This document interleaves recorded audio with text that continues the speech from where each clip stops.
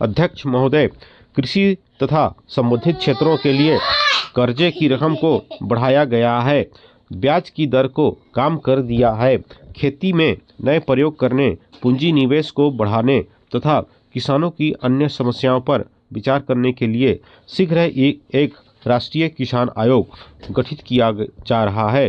पिछले दशकों में हरित क्रांति तथा श्वेत क्रांति के जरिए भारत की कृषि को काफ़ी बल मिला है।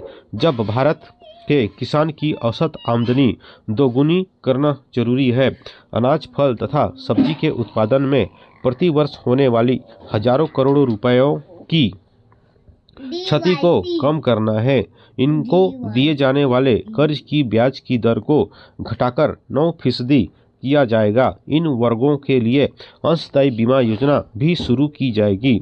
अंत्योदय अन्न योजना के अंतर्गत देश के अत्यंत गरीब 2 करोड़ परिवारों के लिए 2 रुपये किलो गेहूं और 3 रुपये किलो चावल की दर पर हर महीने 35 किलो अनाज मुहैया कराने का काम हो रहा है। इतना सस्ता अनाज पहले कभी नहीं दिया गया।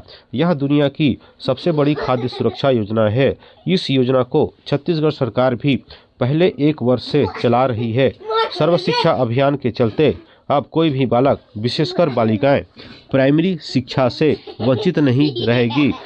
इसे सुचारू रूप से कार्यान्वित करने के लिए इसी साल 2 लाख नए शिक्षकों की नियुक्ति की जाएगी। मैं स्वयंसेवी संगठनों, धार्मिक संस्थाओं तथा महिला समूह से अपील करता हूं कि वे इसे प्रभावी रूप से अमल में लाने के लिए आगे आएं। देश के पिछड़े राज्यों में अच्छे अस्पतालों की सुविधाएं कम होने से वहां के लोगों की परेशानी को मैं जानता हूं। इसलिए प्रधानमंत्री स्वास्थ्य सुरक्षा योजना के अंतर्गत दिल्ली के अत्याधुनिक सुविधाओं वाले 6 नए अस्पताल पिछड़े राज्यों में अगले 3 वर्ष में खोले जाएंगे। भारत को सूखे तथा बाढ़ के अभिशाप से मुक्त कराने के लिए नदियों को जोड़ना है। इसके बारे में दशकों से चर्चा चल रही है। अब हमने इसका बीड़ा उठाया है। मुझे आपको यह बताते हुए खुशी है कि इस वर्ष के अंत तक 2 नई परियोजनाओं पर राज्य सरकारों के सहयोग से काम शुरू हो जाएगा। हम इन परियोजनाओं के लिए आवश्यक धन जुटाएंगे।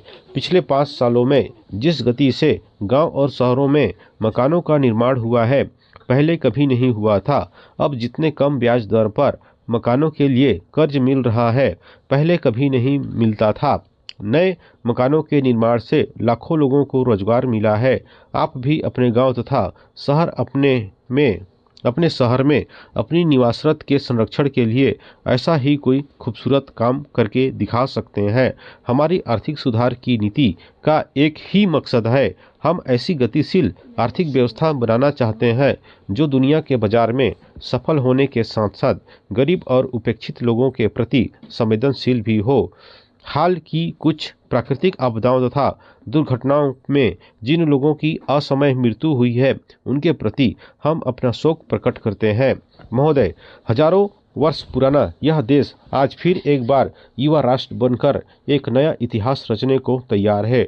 100 करोड़ से अधिक की आबादी वाले इस देश में आज 60 करोड़ लोग ऐसे हैं जिनकी आयु 30 वर्ष से कम है। पहले की किसी भी पीढ़ी से यह पीढ़ी अधिक सुशिक्षित है, अधिक महत्वाकांक्षी है। आज के प्रतिस्पर्धा के दौर में दुनिया में किसी से भी पीछे न रहने की संकल्प करने वाली यह पीढ़ी है। आज दुनिया भर में हमारे नौजवानों के लिए अवसरों के दरवाजे खुल रहे हैं।